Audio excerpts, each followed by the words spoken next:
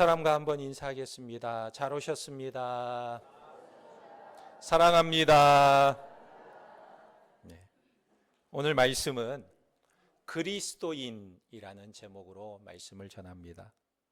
오늘 말씀에 보면 1절에 이러므로라는 말로 시작하고 있는데, 이 말은 앞에 장을 이어가는 내용이라는 것입니다.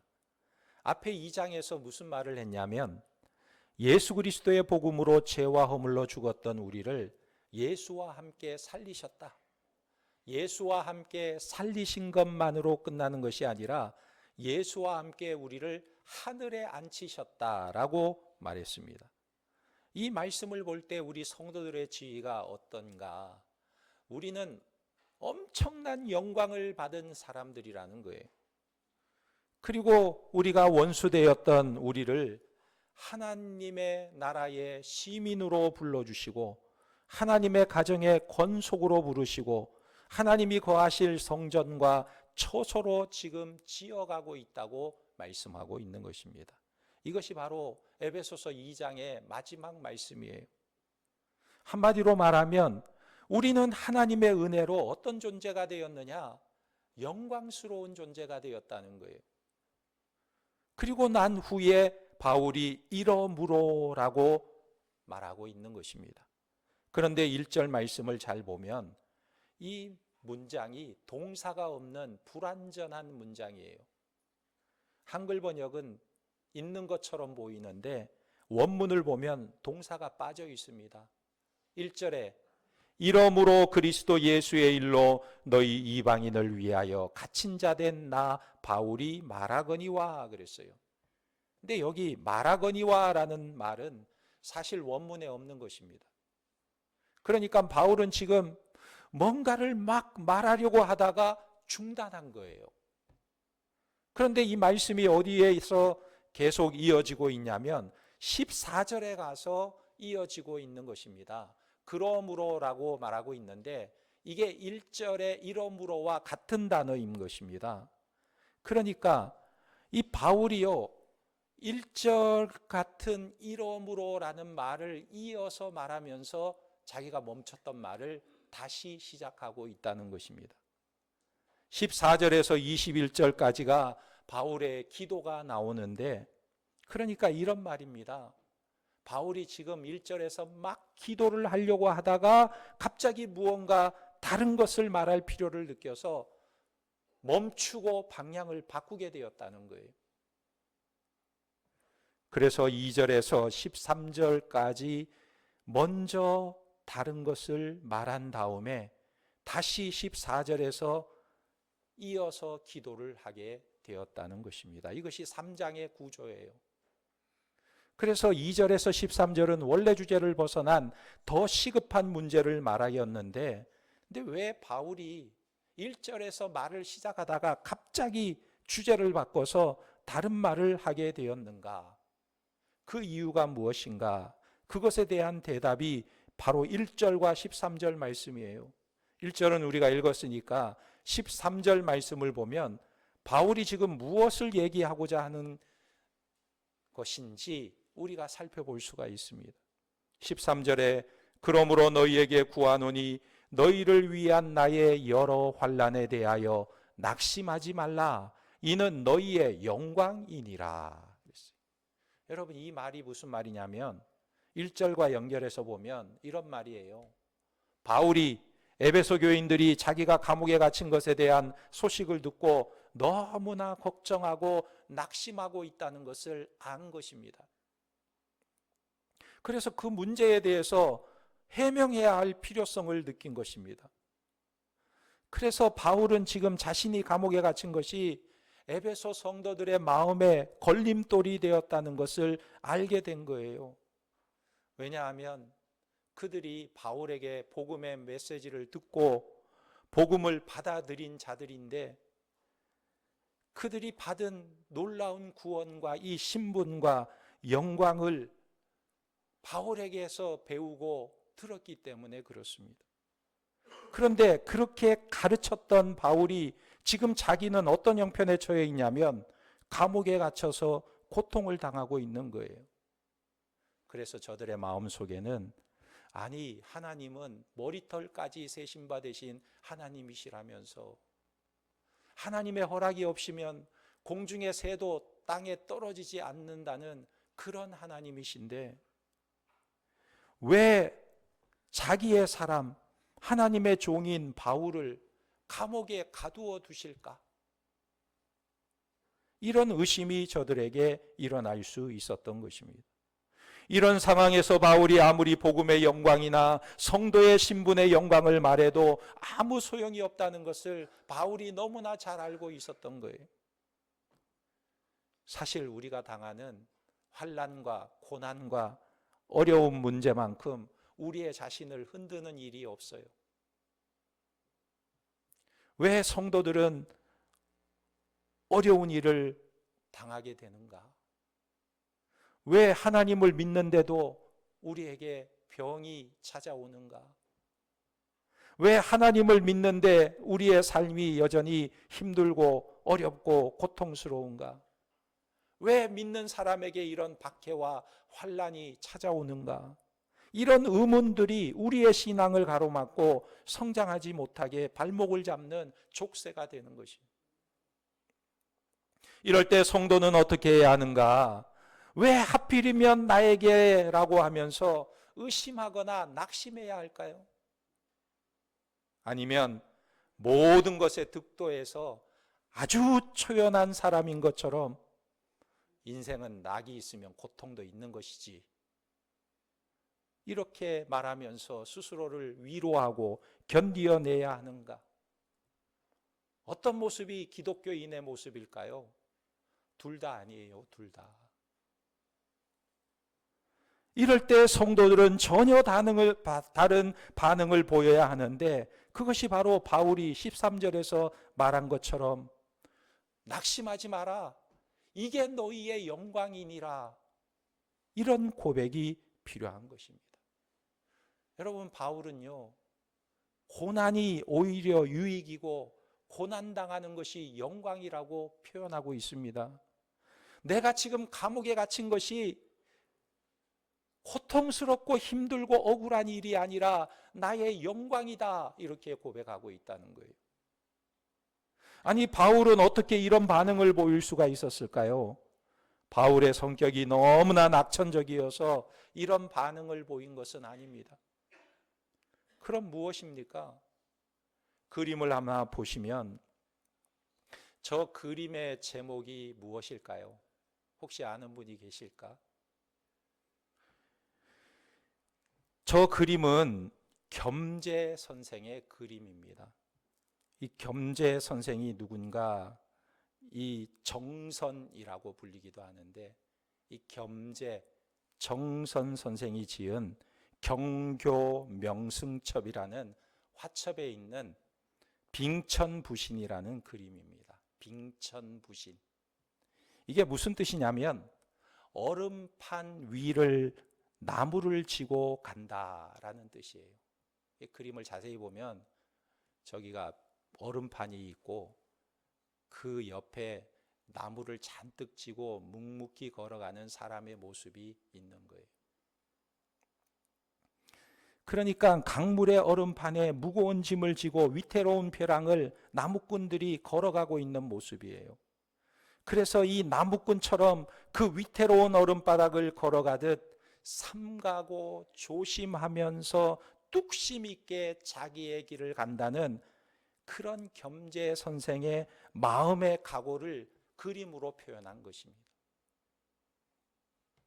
그렇다면 오늘 바울도 이런 고백을 하는 것은 이 겸재 선생처럼 빙천부신의 각오, 얼음판 위를 나무를 진 것 같은 마음으로 삼가하고 조심하되 뚝심 있게 갈 길을 가겠다는 이런 각오를 했기 때문에 낙심하지 말라고 말하고 있는 것일까?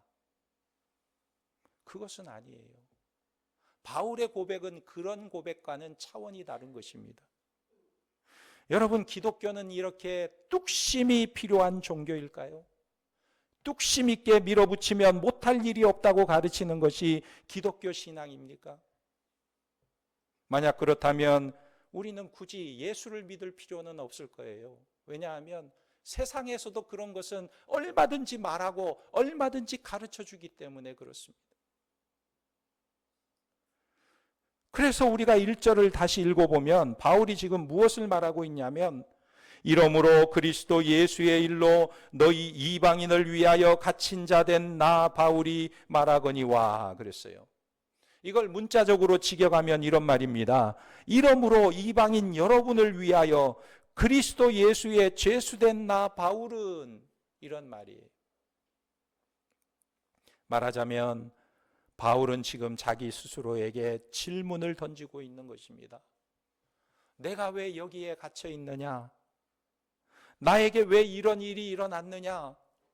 이방인을 구원하기 위하여 복음을 전하러 나갔더니 내가 왜 이렇게 갇혀 있는 신세가 되었는가? 우리도 우리 자신에게 똑같은 질문을 해볼 수 있잖아요. 나는 왜 여기에 있는가? 나는 왜 이런 형편에 있는가? 나는 왜 의정부 중앙교회 안에 있는가? 내게는 왜 이런 일이 일어나고 있는가?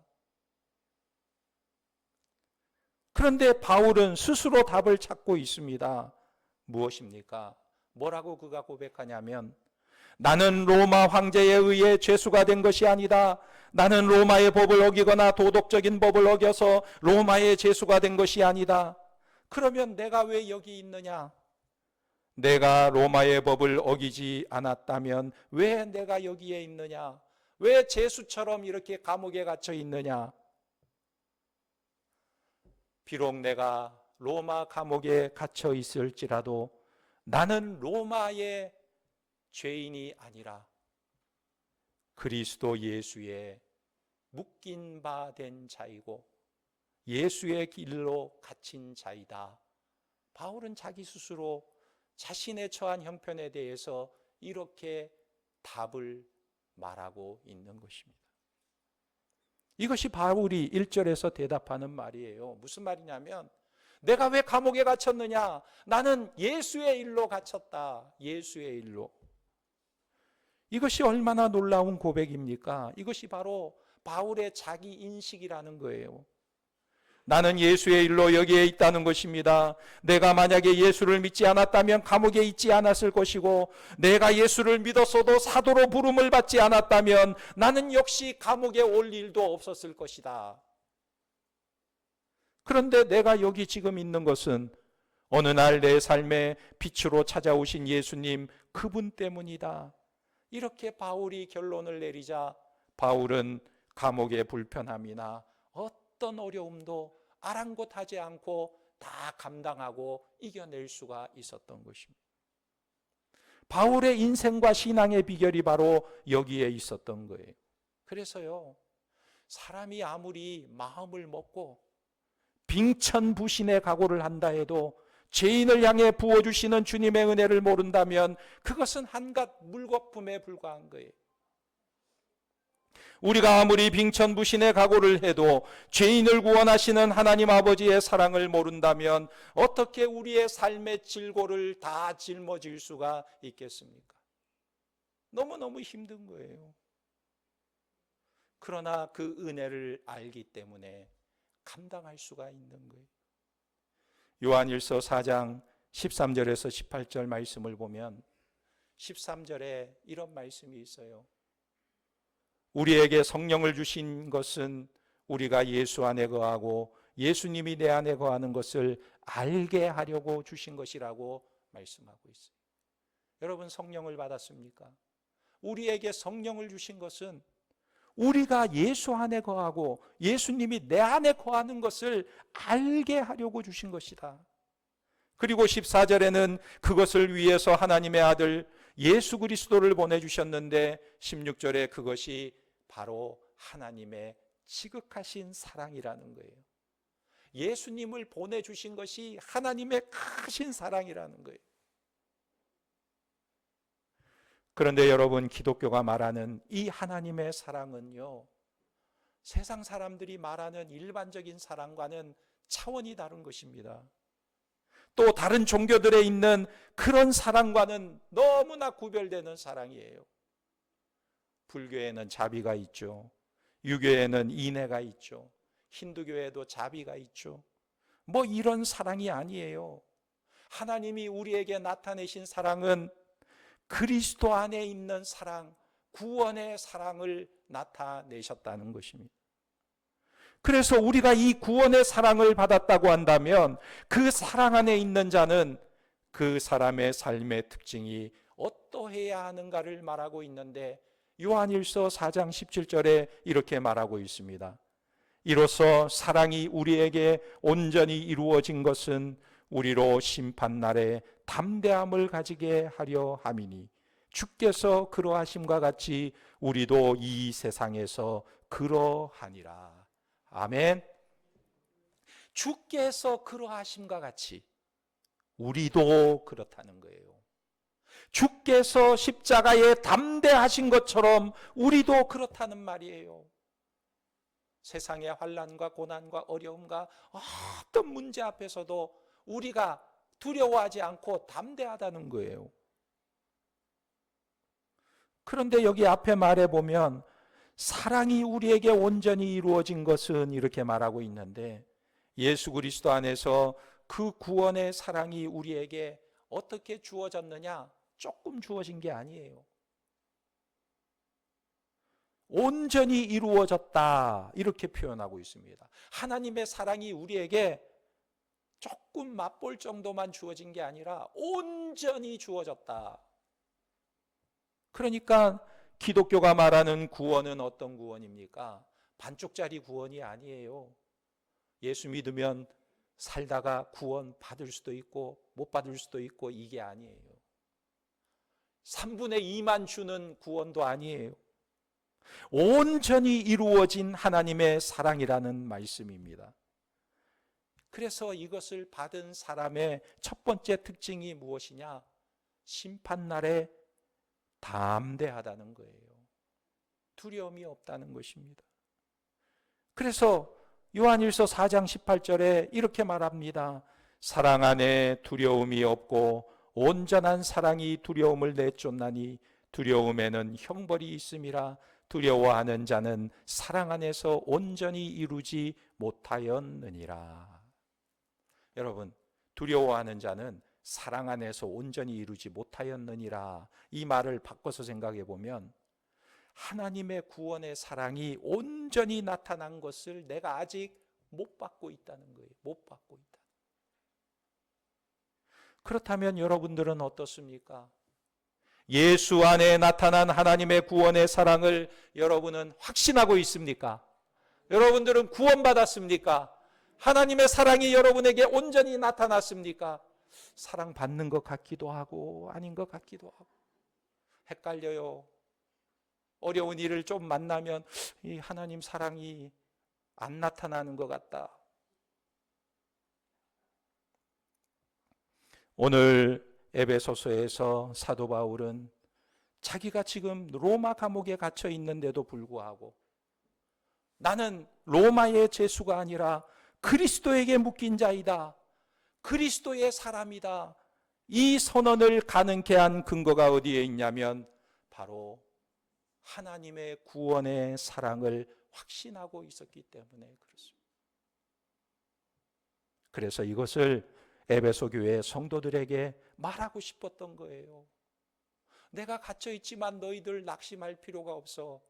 내가 지금 옥에 갇혀 있지만 너희들 실망할 필요가 없어. 이 사랑, 하나님의 구원의 은혜가 나에게도 온전히 임했을 뿐만 아니라 너희에게도 임했다는 것을 확신하기를 원한다는 것입니다. 그래서 바울은 우리에게 그리스도인의 바뀐 시각을 보여주고 있는 거예요. 여러분 한번 생각해 보세요. 바울이 지금 로마 감옥에 갇혀 있는데 이 바울을 누가 지키고 있습니까? 황제의 근위대가 바울을 지키고 있는 거예요. 감시하고 있는 것입니다. 하루에 3번씩 교대하면서 그를 감시하는 거예요. 그런데 이때 바울은 과연 무엇을 했을까? 옥에 갇혀 있으면서 바울이 한 일이 도대체 무엇일까요? 신약 성경에 보면 갈라디아서, 에베소서, 빌립보서, 골로새서 이 4가지 책이 있는데 이 책을 이름하여 뭐라고 말하는지 아십니까? 역시 훌륭한 우리 의정부중앙교회 장로님, 권사님, 집사님. 옥중서신이라고 그래요. 옥중서신. 그 이유는 같은 감옥에서 보낸 편지라는 것입니다. 그러니까 이 갈라디아서, 에베소서, 빌립보서, 골로새서는 똑같은 상황 가운데 쓴 편지라는 거예요. 옥에서 쓴 것입니다. 그래서 뭐라고 말하는지 보면 빌립보서 1장 12절 13절에 보면 바울이 이런 말을 하는데, 형제들아 내가 당한 일이 도리어 복음의 전파에 진전이 된 줄을 너희가 알기를 원하노라. 이러므로 나의 매임이 그리스도 안에서 모든 시위대 안과 그 밖의 모든 사람에게 나타났으니 그랬어요. 여러분, 내가 당한 일을 알기를 원합니다. 나의 매임에 대해서 알기를 원합니다. 내가 지금 감옥에 갇혀 있습니다. 그런데 이것은 그냥 억울하게 갇혀 있는 게 아니라 이 갇혀 있는 일을 통해서 나는 그리스도의 일을 하고 있습니다. 이것 때문에 복음의 진전이 왔다고 고백하고 있는 거예요. 그리고 1절 2절에 보면 바울이 감옥에 갇혀 있으면서도 계속 복음을 전하는데 많은 사람들이 예수를 믿게 됩니다. 어떤 사람들이 예수를 믿었냐면 자기를 지키는 황제의 근위대들이 예수를 믿기 시작했어요. 바울 때문에. 바울을 감시하는 사람들이 바울이 전해주는 말을 듣고 예수를 믿기 시작했습니다. 그들만 예수 믿은 게 아니고 심지어는 황제의 친척들까지도 예수를 믿게 되었다는 사실입니다. 그래서 바울은 오늘 말씀에서 그것에 대해서 진심으로 영광이라고 표현하고 있는 거예요. 내가 이렇게 옥에 갇혀 있고 내가 이렇게 환난을 당함으로 복음을 위해 쓰임받는 영광스러운 그릇이 되었다. 나는 환난을 통해서 내 인생의 문제를 통해서 하나님의 복음을 실어 나르는 통로가 되었다라고 고백하고 있다는 사실.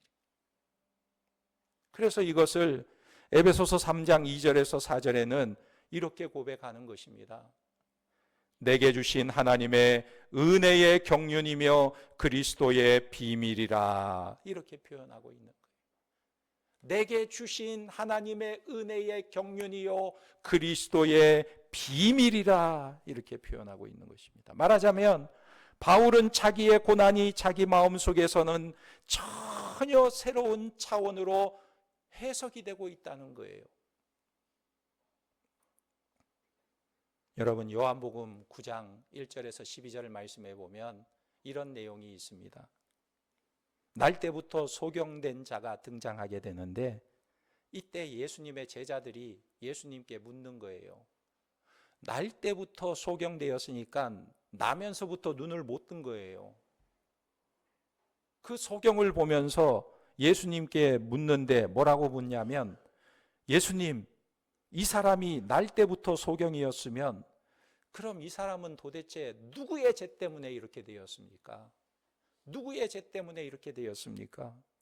날 때부터 소경으로 태어났으니까 도대체 누가 잘못한 것입니까? 자기 잘못인가요? 부모의 잘못인가요? 조상의 잘못인가요? 이게 바로 세상적인 가치관이에요. 세상 사람들은 늘 불행에 대해서 죄 때문에 그렇다, 저주 때문이다, 이런 생각을 쉽게 하게 됩니다. 그러나 이런 시각은 아주 잘못된 시각입니다. 이렇게 말한다면요, 반대로 불행이 없고 고난이 없는 사람은 전혀 죄가 없다는 말이 되잖아요. 하는 일마다 잘 되고 형통하고 별 어려움 없고 걱정 없이 사는 사람은 죄가 없어서 그렇게 잘 사는 것이다, 이렇게 되잖아요. 그러나 성경에 보면 그렇게 말하고 있지 않습니다. 아무리 세상에서 건강하고 잘 살고 만사가 잘 되는 사람이라도 성경은 모두가 다 죄인이라고 말씀하고 있어요. 모든 사람이 다 저주 아래 있다고 말씀하고 있는 것입니다. 그런데 예수님이 이런 질문을 받으시고는 놀랍게도 뭐라고 말씀하시냐면, 제자들에게 이렇게 말씀해 주세요. 누구의 죄입니까? 자기의 죄입니까? 그 부모의 죄입니까? 할 때 예수님께서 이렇게 대답하십니다. 그에게 하나님이 하시는 일을 나타내고자 하심이라 그랬어요. 누구의 죄 때문에 저주받았습니까? 물었더니 그건 저주가 아니야. 그에게 하나님이 역사하시는 것을 보여주시려고 그가 소경이 된 것뿐이야. 그렇다면 우리도 우리의 시각을 바꿔야 하는 거예요. 아니, 질문조차도 바뀌어야 하는 것입니다. 내 인생에 문제가 생기고 고난이 찾아오고 어려움이 찾아온다고 해서 그 원인이 무엇입니까? 누구의 죄 때문입니까? 내가 뭘 잘못했습니까? 탓하고 원망하고 원인을 찾는 것이 아니라 이것을 통해서 주님이 어떻게 역사하시고 내 인생에 무엇을 하시려고 하는지를 바라보아야 하는 거예요. 그러면 우리의 인생의 자세가 완전히 달라지는 것입니다.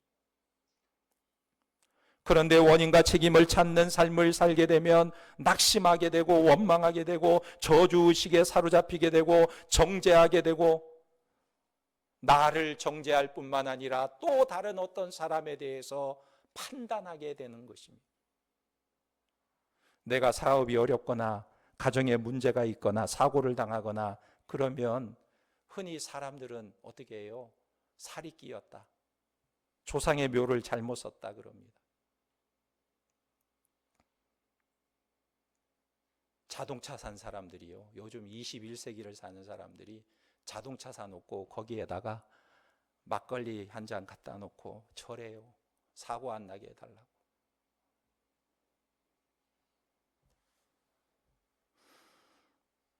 이런 것처럼 예수 믿는 사람들은 그러면 어려운 일을 만났을 때 어떻게 생각하느냐 하는 거예요.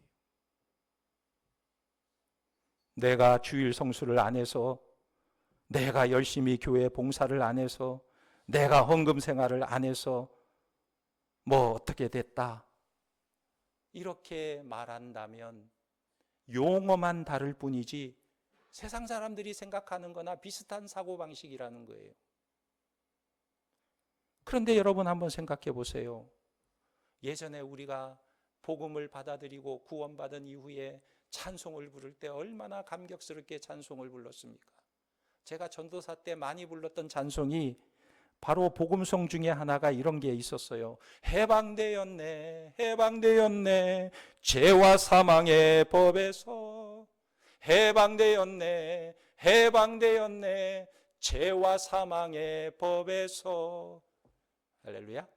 죄와 사망의 법에서 해방되었다고 얼마나 감격스럽게 찬양했습니까? 무엇이냐면 예수 그리스도의 십자가의 죽음과 부활로 인하여 우리는 죄와 저주에서 완전히 해방된 것입니다. 그래서 그런 찬송을 너무나 감격스럽게 목이 터져라고 우리는 불렀어요. 그런데 내 일이 잘 안 되면, 어려운 일이 찾아오면 또 마음이 불안해져서 내가 뭘 잘못했을까? 내가 주일 성수를 잘못해서, 내가 열심히 봉사하지 못해서, 내가 전도하지 못해서, 내가 헌금 생활 제대로 못해서 이런 일을 당하는 것은 아닌가? 또다시 자신을 저주와 정죄로 몰아간다면 이것은 모순된 신앙이라는 거예요. 그러나 참된 신앙은 자기의 삶의 어려움을 통해서 무엇을 보냐면 하나님이 하시는 일을 바라보는 것입니다. 하나님이 하시는 일. 이것이 바울이 나의 당한 일이 도리어 복음의 진보가 되었다고 고백하는 말인 것입니다. 그러므로 우리에게 이런 시각이 필요한데 이것이 바로 복음적인 시각인 거예요. 여러분, 세속적인 기독교는 하나님이 축복하고 사랑하는 사람은 만사가 형통하고 무엇이든지 잘 되고 구하면 다 받는다고 하는 것은 세속적인 기독교예요. 어느 종교에도 다 이런 것은 있어요. 비나이다, 비나이다, 지성이면 감천이다. 그래서 하나님 앞에 내가 잘 믿고 시간을 내고 정성을 내고 물질을 들였으니 이제는 내게 원하는 것을 주셔야 한다고 요구할 자격이 생긴 것처럼 말하는 것은요, 세속적인 기독교예요. 그리고 이것이 상급 신앙으로 나타납니다. 천국에도 등급이 있어요. 어떤 사람은 금멸유관, 어떤 사람은 은멸유관, 어떤 사람은 개털모자.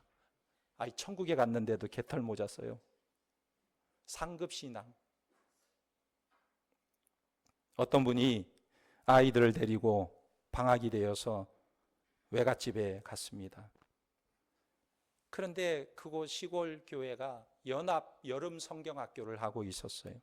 그래서 그곳에 아이들을 데리고 왔는데 어느 강사가 아이들을 모아놓고 설교를 하는데 자기가 천국에 가봤는데 천국에 갔더니 자기 집이 어마어마하게 클 뿐만 아니라 너무나 의리의리한 집이 자기에게 주어지더래요. 그래서 너무너무 감격해서 내가 어떻게 이런 좋은 집을 받을 수 있나 생각을 해보니까 자기가 교회 봉사도 많이 하고 전도도 많이 하고 헌금 생활도 잘해서 이런 복을 받는가 보다 그런 생각을 했대. 그런데 거기 보니까 주일학교 아이들이 모여 있는데 이 아이들은 집이 하나도 없더래요. 그래가지고 아이들이 어디서 자나 보니까 잔디밭에서 누워갖고 자고 있더래. 왜 저렇게 잔디밭에서 아이들이 자는가? 그러면서 아이들에게 하는 말이 너희가 봉사도 안 하고 전도도 안 하고 헌금도 안 하면 천국에 가서 잔디밭에서 잘 수밖에 없어. 이렇게 설교를 하더라는 거예요. 여러분, 이게 말이 되는 이야기입니까? 왜 이런 말도 안 되는 이야기를 신앙의 이름으로 아이들에게 가르칩니까? 그것은 바로 우리의 신앙이 인본주의적이기 때문에 성경적이지 않다는 거예요. 성경에는 이런 천국을 말하지 않습니다. 이것을 우리가 반대로 생각해 보면 이 아이들이 천국에 집이 없다면 사실 그 책임은 누구의 책임일까요? 예를 들어 성경에 보면 예수님이 재림하실 때 사람들이 그때까지 시집가고 장가가고 먹고 마시고 시집가고 장가가고 그렇게 한다고 그랬어요. 그리고 또 성경에 보면 두 사람이 맷돌을 가는데 한 사람은 갑자기 들림을 받고 한 사람은 남게 된다 그랬습니다. 그러니까 이 사람이 들림받기 직전까지 뭘 했어요? 열심히 자기 삶을 사는 거예요. 맷돌 돌리면서. 그런데 이제 그렇게 살다 보니까 시집가고 장가가고 하다 보니까 이제 막 아이를 낳게 되어서 이 아이가 이제 한돌이 되었어요. 겨우 1년 살았어요. 그런데 예수님이 재림하셨습니다. 그러면 이 아이가 돌되기 전까지 교회 열심히 봉사할 수 있었나요? 전도 열심히 할 수 있었나요? 못하잖아요. 그러면 이 아이는 천국에서 집이 없는데 이 아이의 집 없는 아이는 누구의 책임인가요? 하나님이 책임이죠. 왜 그때 이 아이를 세상에 보내서 1년밖에 안 된 아이가 재림의 예수님을 맞이하게 했는가? 하나님 책임이죠. 그러니까 이것은 말이 되지 않는 이야기예요. 성경에 없는 이야기인 것입니다. 그런데 왜 이런 것을 말하고 이런 것을 강조하느냐? 그것은 우리가 무엇을 이 땅에서 쌓아야 한다는 행위신앙 때문에 그런 것입니다. 그러나 기독교의 신앙은 그런 신앙이 아니에요. 오늘 바울은 감옥에 갇혀 있어도 목에 칼이 들어와도 이것만큼은 믿고 이것만큼은 지켜야 된다고 외치고 있습니다. 내가 환난과 고통을 당하다가 죽는다 할지라도 나는 이것 하나만큼은 놓치지 않아야 된다고 외치고 있는데 그게 과연 무엇입니까? 예수 안에 있는 하나님의 은혜, 예수님께서 내 삶의 기둥뿌리를 붙잡고 계신다는 이 믿음, 그래서 나는 지금 로마의 죄수가 아니라 예수에게 붙들린 자이고 감옥에 들어간 것조차도 예수의 일 때문에 들어간 것이고 그분의 뜻이 있고 목적이 있다는 것을 인정하고 그것을 고백하는 바울의 신앙이 바로 우리의 모습이 되어야 한다는 거예요. 그래서 우리의 삶 속에서 우리의 신앙을 점검해 보아야 합니다. 나는 무엇에 흔들린가를 봐야 하는 거예요. 성도는 나와 잘남과 못남과 성공과 실패와 건강과 질병으로 흔들리지 않는 자가 되어야 하는 것입니다. 그러려면 우리의 시각 교정이 필요한 거예요. 그럼 바울은 어떻게 이 흔들리지 않는 신앙의 비결을 가지고 있었을까? 어떻게 바울은 이 고난조차도 영광이라고 말하는 능력이 있었을까? 고난받는 것이 영광이라고 어떻게 말할 수 있을까? 언젠가 제가 신문에 마음 찡한 책 광고가 눈에 하나 띄었습니다. 제목이 어떤 제목이냐면 쌍코랑 말코랑 이별 연습. 이게 책 제목이에요. 저기 보면 쌍코랑 말코랑 이별 연습. 이게 연극 제목이기도 한데요. 영국 배우인 이주실 씨, 여러분 아세요? 이주실 씨가 쓴 책입니다. 그런데 이 쌍코랑 말코랑 이별 연습인데 제목이 아주 특이할 뿐만 아니라 이 쌍코랑 말코랑 이 별명이 왠지 모르게 마음에 친숙하게 느껴지는 거예요. 그래서 그 책의 내용을 살펴보니까 어떤 내용이냐면 아주 가슴 아픈 내용이 기록되어 있습니다. 영국 배우인 이주실 씨의 두 딸이 있었는데 이 두 딸의 별명이 쌍코, 하나는 말코였어요. 딸의 별명이 쌍코, 말코였어요. 그래서 이 쌍코와 말코를 데리고 사는데 어느 날 이주실 씨가 병원에 갔는데 가슴에 혹이 있어가지고 병원에 가보니까 진단이 나왔어요. 유방암 3기라는 진단을 받게 된 것입니다. 그래서 수술 날짜를 잡고 절제를 하려고 수술을 하기 시작했는데 이 가슴을 열어보니까 놀라운 것은요, 암세포가 온몸에 다 전이가 되어 있다는 거예요. 그래서 수술을 하지 못하고 이 고통 속에 지내는데 이 암 때문에 얼마나 고통이 있는지 손톱 밑이 시퍼렇게 될 때까지 저녁이면 방바닥을 긁었다고 해요. 너무너무 고통스러워서. 그리고 매일 머리카락이 한 움큼씩 빠지기 시작하는데 자기의 모습이 너무나 보기에 흉하더라는 거예요. 그래서 그가 결심을 하게 되는데 더 이상 이 나의 고통을 두 딸에게 보여주지 말자는 생각이 들었다고 합니다. 그래서 두 딸을 캐나다의 동생 집으로 보냅니다. 그리고는 자기는 죽을 때까지 연극 연습을 하고 연극을 하다가 죽는 것이다 이렇게 생각하고 열심히 연극 연습을 하는 거예요. 그러다가 연극의 마지막에 가족을 상징하는 3개의 촛불을 켜놓고 그가 눈물을 흘리면서 이렇게 말합니다. 떠나보내야 해. 앞으로 괴로움을 겪는 것은 내 몫이야. 딸들을 흰나비처럼 날려보내야 해. 이게 그 연극의 마지막 장면이에요.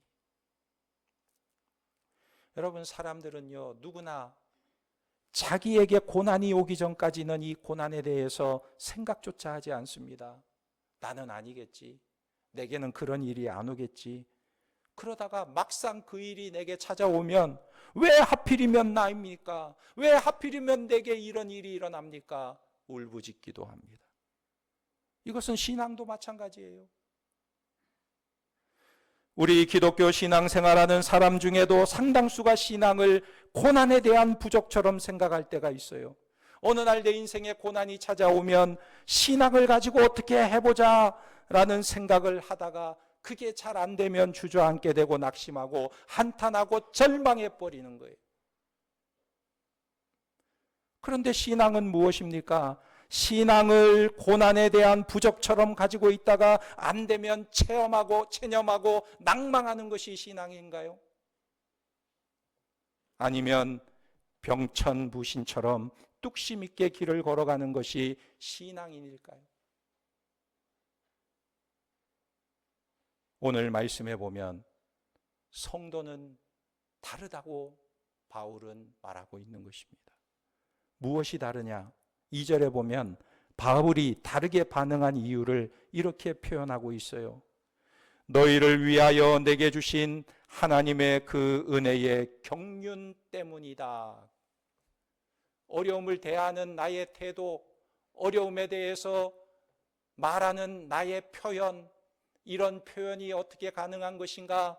그것은 너희를 위하여 내게 주신 하나님의 그 은혜의 경륜 때문이다. 하나님의 은혜의 경륜을 바라보았기 때문이라는 거예요.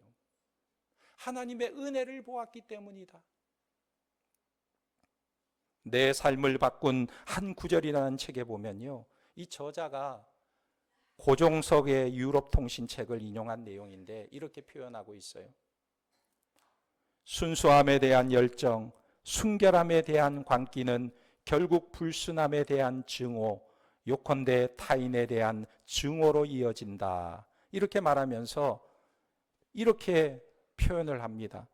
자신의 순결치 못함을 관용하지 않을 때 그 사람은 다른 사람의 불순함이 자기 안에 불순함을 불편하게 떠올리게 하기 때문에 다른 사람의 불순함을 참지 못한다. 그러면서 예를 드는 게 이거예요. 학교 폭력이 일어나는데 예를 들면 학교 일진들이 동급생을 찌질하면서 막 괴롭히는 이유가 무엇이냐? 그 아이 속에 있는 찌질함, 그걸 막 괴롭히면서 자기 속에 있는 찌질함을 떠올리게 하기 때문에 그 아이를 괴롭힌다는 거예요. 그래서 그것이 불편하기 때문에 약자에 대한 폭력은 자기 안에 불순함을 용납하거나 간용하지 못하기 때문에 생기는 것이다. 이렇게 말했어요. 그러니까 무엇을 말하냐면 자기를 관용하지 못하는 사람은 남도 관용하지 못하는 거예요.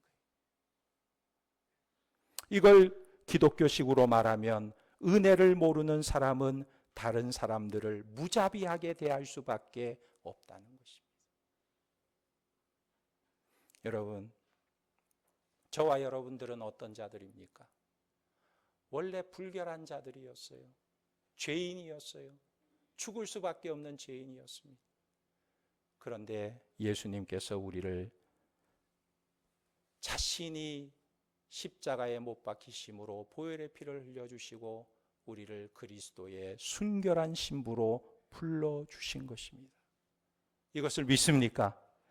그래서 우리 자신은 그렇게 부름을 받은 뒤에 여전히 순결한 신부가 되어가는 일에 총력을 다해야 하는 것입니다. 그러나 다른 사람을 향해서는 어떻게 해야 되느냐? 다른 이의 불결은 참아주는 자들이 되어야 하는 거예요. 오늘 우리에게 주신 하나님의 은혜를 우리는 알고 그 은혜로 인하여 우리에게 당하는 어떤 어려움과 고난도 새로운 시각으로 바라보고 넉넉히 이겨내고 타인에 대해서는 하나님의 축복의 복음을 전하는 통로로 쓰임받는 하나님의 백성들이 되시기를 예수님의 이름으로 축원합니다. 아멘. 기도하겠습니다.